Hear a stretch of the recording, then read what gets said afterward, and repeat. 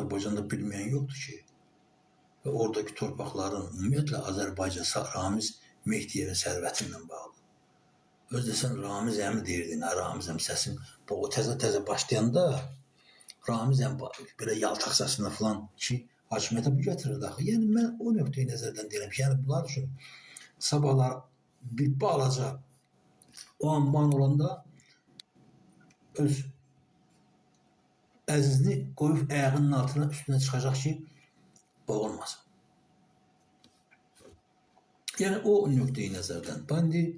Mən həmən o adamlara, hansı ki o şəkildə yazmışam ki, xalq yazıçıları, xalq şairləri, xalq artistləri, əziz qardaşlar.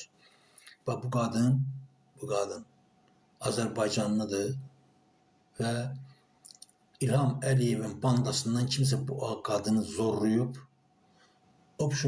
çolaq eləyib, qoyub. İndi deyəsən, bu Azərbaycanda deyil, haradasa gedib, ölkədən qaçıb harasa gedib.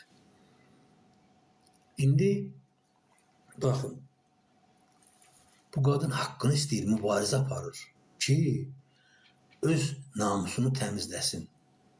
Yəni, bunu da İlham Əliyev eləməsə də, İlham Əliyevin yaxınlarından kimsə eləyib.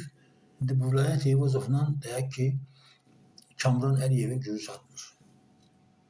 Prezident aparatına da gedib, orada da hamıya, kimə gəldi, yəni yazıb, İlham Əliyevin o biznes düzəltdiyi həmin o prezident aparatı, telefon var 1111.